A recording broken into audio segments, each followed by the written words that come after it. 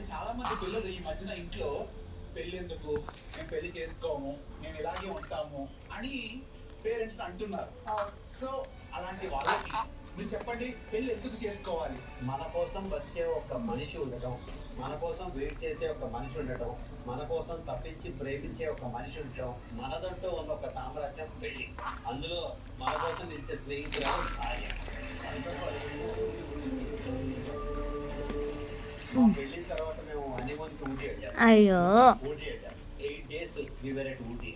కానీ ఏ రోజు అసలు ఆ హోటల్ ప్రాంగణం నుంచి బయటకు వెళ్ళాలి. ఇవాళ రేపు ఏమవుతుందంటే 88 అంటే 1988 ఆ చుట్టూ ఉన్న ప్లేసెస్ వెళ్ళి నేను ఇది చేసి అది చేశాను సోషల్ మీడియాలో పోస్ట్ చేస్తాను. Actual purpose of A honeymoon ఏంటంటే బాగుందా? నీ వాళ్ళు ఎవరు, నా వాళ్ళు ఎవరు, నీ ఇష్టాలు ఏంటి, నా ఇష్టాలు ఏంటి, నీ బలహీనతలు ఏంటి, నా బలహీనతలు ఏంటి, మన ఇద్దరు ఈ రోజు నుంచి కలిసి ప్రయాణం చేస్తున్నాం కదా, ఒకరు ఏం చేసుకోవాలి అని యూజ్ చేసుకునే టైం అది. దట్ సాలిడ్ మా అత్తమ్మ ఇట్లనే తింటుండే. ఇన్వెస్ట్మెంట్ ఆ చూర తీసుకోబెట్ట. ఇన్నేళ్ల వ్యవస్థకి అది పునాది. ఆ ఇద్దరు నాది ఇచ్చేసి చాలా గొప్ప మాట చెప్పారు. సరే, పెళ్ళన్నాక చాలా ఆటలు ఉంటాయి కదా, ఇప్పుడు సరదాగా ప్రదీప్ గారు మిమ్మల్ని ఆట పట్టించడానికి నేను కొన్ని క్వశ్చన్స్ అడుగుతా.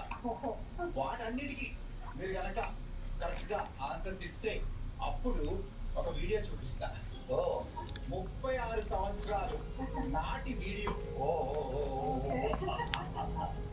ఇప్పుడు నేను అడిగే క్వశ్చన్స్ కి మీరు అన్ని అబద్ధాలే చెప్పాలి. ఓకే. సో ఫస్ట్ క్వశ్చన్, మీకు